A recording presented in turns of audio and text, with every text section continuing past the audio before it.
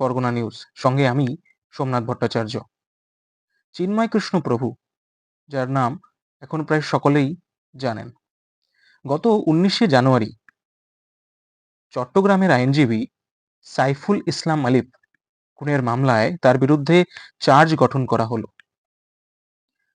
19শে জানুয়ারি যে কোর্টে তাকে পেশ করা হয়, চিন্ময় কৃষ্ণ প্রভুর আইনজীবী জানান, যে সকল অভিযুক্ত যারা ছিলেন, যাদের জমানবন্দি ওই দিন নেওয়া হয়, তাদের কারোর বক্তব্যই চিন্ময় কৃষ্ণ দাসের নাম উল্লেখ করা হয়নি।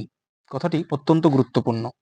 যে সকল মানুষ অভিযুক্ত ছিল, তাদের মধ্যে কারোর মুখ থেকেই কিন্তু চিন্ময় কৃষ্ণ প্রভুর নাম শোনা যায়নি তাদের বক্তব্যে, এবং সেই সময় উল্লেখ করা হয় এবং বিভিন্ন সোশ্যাল মিডিয়ার ভিডিওতে দেখা যাচ্ছে, এই সময় যখন এই ঘটনাটি ঘটে, সেই সময় পুলিশি হেফাজতে ছিলেন, পুলিশি ভ্যানে ছিলেন চিন্ময় কৃষ্ণ প্রভু, কিন্তু তবু তাকে এই ঘটনায় আটক করা হয় এবং তাকে এই বিষয়ে তার বিরুদ্ধে চার্জ গঠন করা হলো।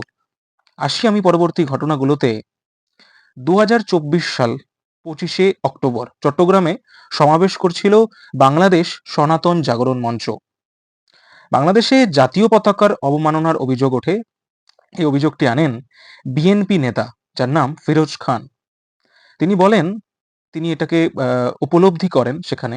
উপলব্ধি বলছি কারণ এরকম কোনো ঘটনা সেখানে দেখা যায়নি।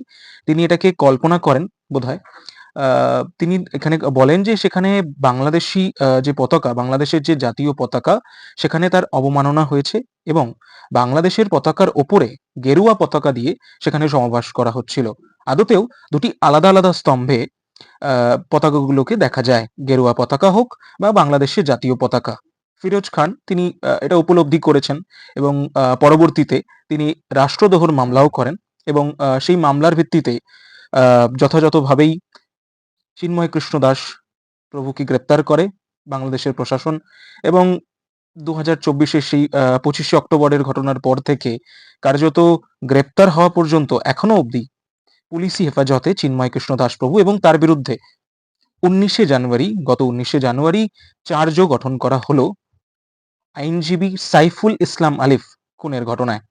যে ঘটনায় তিনি অভিযুক্তও ছিলেন না, মানে তিনি সেই সময় উপস্থিত ছিল না, তিনি ছিলেন পুলিশি প্রিজন ভ্যানে, তাকে আটক করা হয় এবং সেই ঘটনায় তার বিরুদ্ধেই আবার চার্জ গঠন করা হলো। এবং এখানে ফিরোজ খান, যার সম্বন্ধে আপনাদের সঙ্গে কথা হচ্ছিল, তিনি এখানে রাষ্ট্রদ্রোহ খুঁজে পেলেন। কিন্তু এখানে আরো একটি ঘটনা বলে রাখা ভালো। জানাতে চাইবো যে কট্টরপন্থীরা তারা যখন এই বিষয়ে বিভিন্ন তাদের যে আন্দোলন চলছিল এবং তারা যখন পথে নামে, ঠিক আছে, তো বাংলাদেশের পতাকার সঙ্গে আইএস এর পতাকা একসঙ্গে দেখা যায়। সেখানে ফিরোজ খান বোধহয় কোনো রাষ্ট্রদ্রোহ বা কোনো এরকম বাংলাদেশের পতাকার অবমাননার কথা তিনি উপলব্ধি করতে পারেননি, তাই বোধহয় তিনি সেই বিরুদ্ধে কোনো ব্যবস্থা নেননি। যাই হোক, তিনি চিন্ময় কৃষ্ণ দাস প্রভু সম্বন্ধে এই বিষয়টি দেখেছেন এবং রাষ্ট্রদ্রোহের মামলাও করেছেন। তো যথাযথভাবে বাংলাদেশের প্রশাসন এই বিষয়ে চলছে তাদের যে প্রশাসনিক প্রক্রিয়া, যে আদালতের বিচার প্রক্রিয়া চলছে, সেদিকে আমাদের অবশ্যই মনোযোগ থাকবে। আমাদের সেই আপডেট আপনাদের সঙ্গে আমরা শেয়ার করতে থাকবো। তো এখনো পর্যন্ত চার্জ গঠন করা হলো তার বিরুদ্ধে, যেই ঘটনায় তিনি সেই সময় উপস্থিত ছিলেন প্রিজন ভ্যানে। চোখ থাকবে আমাদের এই ঘটনায় কি হচ্ছে, কি আপডেট উঠে আসছে আপনাদের সামনে, আমরা সেগুলো আপনাদের কাছে পৌঁছে দেব। পরবর্তী ঘটনার জন্য, পরবর্তী আপডেটের জন্য চোখ রাখুন পরগনা নিউজের পর্দায়।